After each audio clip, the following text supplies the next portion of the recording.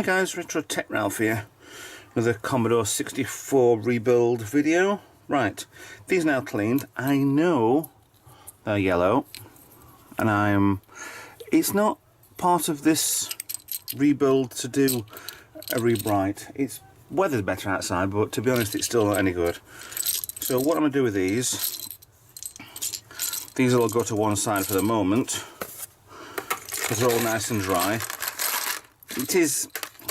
It is important to make sure they're dry. So back away. What I'm going to do with this one now is, these are looking really good. All in the vinegar, trying to splash it as much. There's a lot of zoom in there a lot of crap there. That's the rust that's come off of these. They're looking really good. I'll get these out of here, get the vinegar back in the bottle, so I'll decant it back in. See, big words. So I can reuse the vinegar. There's nothing wrong with the vinegar, just going to make sure that the rust doesn't go in with it. Because like I said yesterday, this isn't for drinking purposes. So let's get rid of this, get rid of them. There was actually one of these, I'm not sure which one it was, I think it was a 5 or something. There was some more pink on here, and I said he'd noticed straight away that it was nail varnish. So nice and steady with the nail varnish remover. Very steady, a little bit on a bit of paper towel. Once it's gone, stop and clean. Otherwise that stuff will just eat through everything. So done. Good call for error on that one. So let's get on with cleaning this out. Get rid of those for a bit, and I'll get back to you in a second. Right, springs are back from the cleaners. Make sure you rinse them. There's a lot of crap still on these, so what I'm going to have to do is inspect each one of these, make sure they're spot on. And they'll dry pretty quickly anyway. They feel cold, but they'll dry pretty quick. So once I've made sure all the ones with any rust left on them is gone, then actually what I might do is put these straight into the keyboard. Yeah. Keyboard here, or keyboard there. I'll just inspect. So I don't need that anymore. Right, if I remember properly, it was there for the space bar. And I think up here for this really short one that I kept. But what I might do is get a picture up on the computer in front of me. Actually, that one doesn't fit there.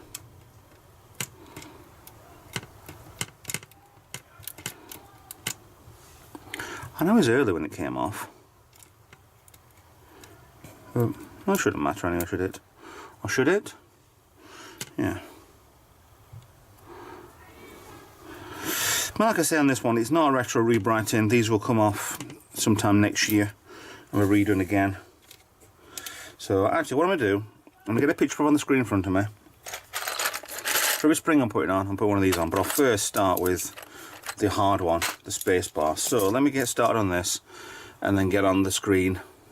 So I'll yeah, another jump cut while these are still drying. I'm sure there's one or two of these that still got rust on anyway, so I mean, they're sort of gone quite black really, but that doesn't fully concern me. That's still good, better than what they were. Yeah.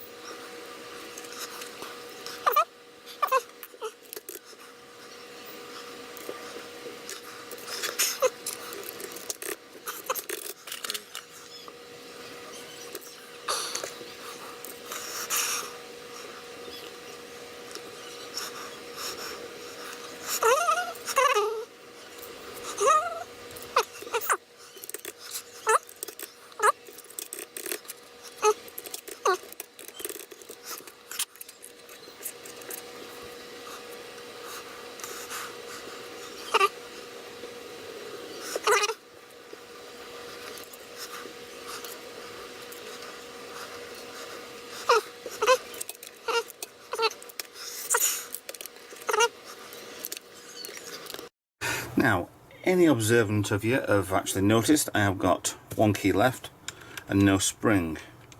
However, what I've just noticed, don't worry about it, it's sorted, is key puller. I didn't take, well, that's nice and awkward. Key pull's supposed to work. Right. I left the, I think this back one is meant to be a, the thin spring, the nothing spring. Either that or I've lost one, or somebody else has lost one in the past. So let's put that on there. So it was okay. So spring on, cursor left and right, and done. See, you see how much crap there was actually left over on the dirt. So plenty there. So that's the keyboard done. I'm quite happy with that. So to test this cable, I think it's probably still in one piece. If not, that will be a culprit to get fixed. But other than that, keyboard done. Now, like I said before, this is not, it does need a retro rebright. It's bright yellow. Well, it's not too bad, it's just bad enough that it needs redoing. But like I said, this is, I haven't even tested the thing yet, see if it works. So what we're going to do, put it back together and actually see if it works. So let me get the pieces together. Let's have a look. Right, bottom off.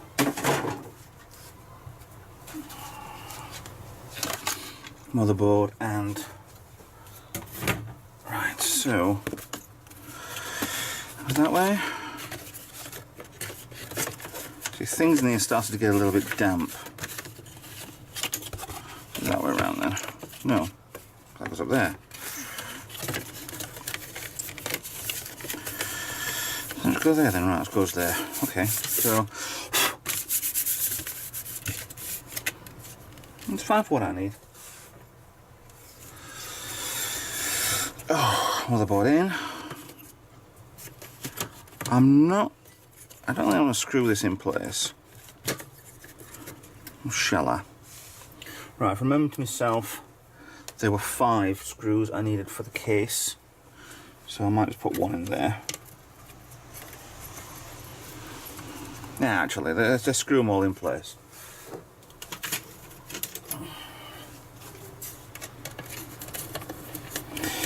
Still not very good with one hand. 1, 2, 3. Getting better though, I can move it quite well.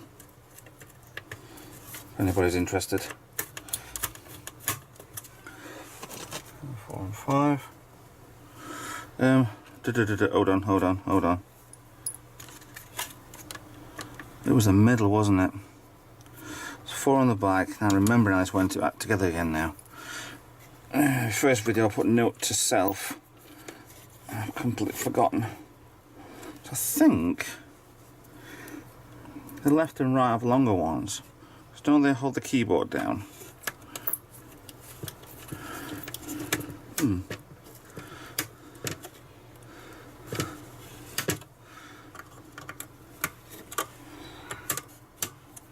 I don't think it's too much because the plastics may have degraded, may not have. Open, enter C, short PAL. Okay. So that should go in the middle then. Correct? I'm not correct. That goes over, that goes clips onto there. Correct or not correct?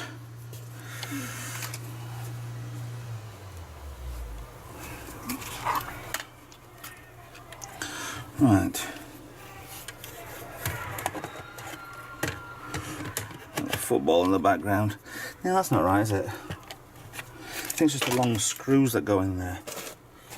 So I've got 4 more screws to go in. Ah. Now she remembers.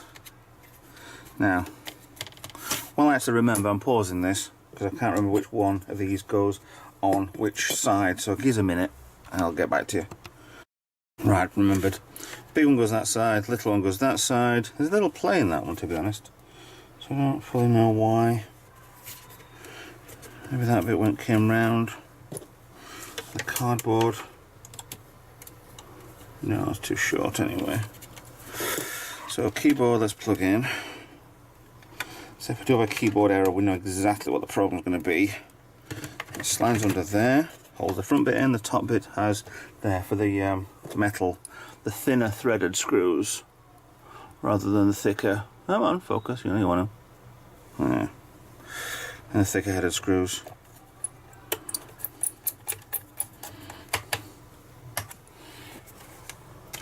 And the 3 other screws hold the case together. 1, 2, 3. So the back should be held in with these, but that's something I'll look into in the future. The case has to come off anyway. Lovely. Right. One thing I need to remember to put on before I do any further is the power cable. Now that should be that way around. The power cable, the power LED. Do love these square LEDs, they're amazing. Just scream 1980s at you. There we go, just clicks into place. That just pushes onto there, like so. So that back bit will go on first. And there you go. 3 file screws, and then we are done.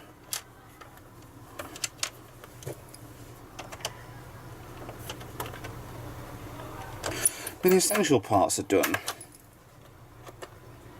The cleaning, get rid of all the crap in there, make sure it's not all covered in goo.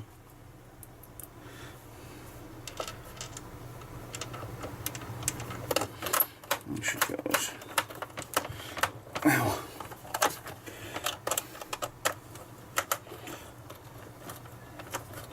Beautiful. So there you go. On Commodore 64, a lot cleaner than before. The keys work and in the right place. That does feel a little looser without that other, well, with a small spring on it, but that's meant to be. That is a lot better. I took in the barcode on there. I might actually remove that because it's kind of dirty and papered. I don't think anybody would expect a barcode to be there for this length of time. So, do I, or do I not, test? Now I have one power supply. I've checked these already. They do seem to work. Not checked voltage on these yet, but I need to look into that. The other one that actually goes with this, I've managed to take the back off it, and I'm watching Retro Man Cave's videos on this. He did one for the C64C not long since. And with this cable being there, it's another case of it's just full of resin, absolutely caked in resin. But I'm going to take this off here, thread the cable back through, recable it so it's not showing this, and it is very, very easy to do. So yeah, I'm going to get on with that. Tempted. I'm very tempted just to plug this in.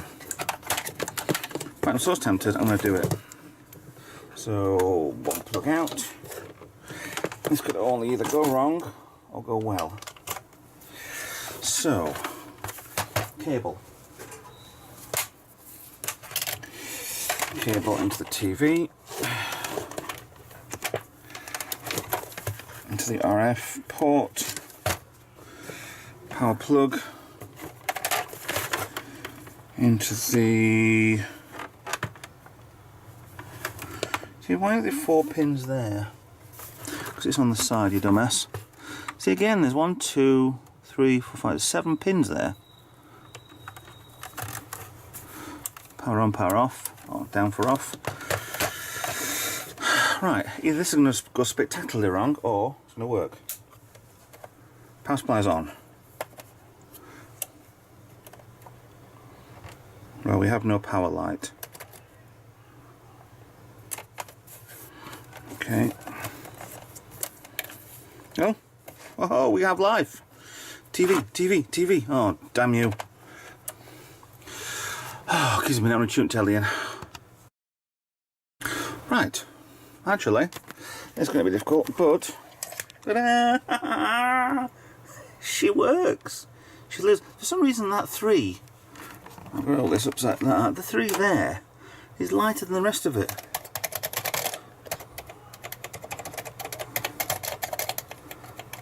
It all works.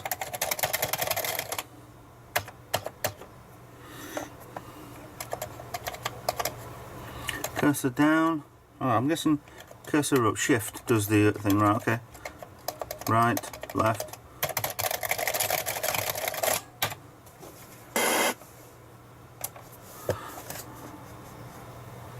So that power supply works. The black one works. Just plain tip. Ladies and gentlemen, we have a fully, excuse me while I do this, I should do this on a cut. We have a fully functioning Commodore 64. And I fixed out the power supply. Use that either as a backup or a spare or something anyway, but apart from retro brighting, it's going to be doing next year. I'm quite proud of that. So yeah, ending on a high note for a change. Me just having a cup of coffee. Yeah, I'm happy with that. So that power supply works, the black one works perfectly. So thanks for watching. I'm going to get on with cleaning I've got 2 tape recorders to clean. One does work, one doesn't. And then we can get on to testing and putting some games on this. Then maybe along the line there's something I'm going to buy from Future's 8-bit. So yeah, to get plenty of games on this. I want to do a Spectrum as well, but we don't have a Spectrum in the cave, in the garage cave. Yeah. So yeah, winner. So I'll leave you on that one, and I'll get on with the next part. Thanks for watching. Like, subscribe, Patreon, donate anything to me if you want. Get in touch, and hopefully I'll see you in the next video. Bye bye.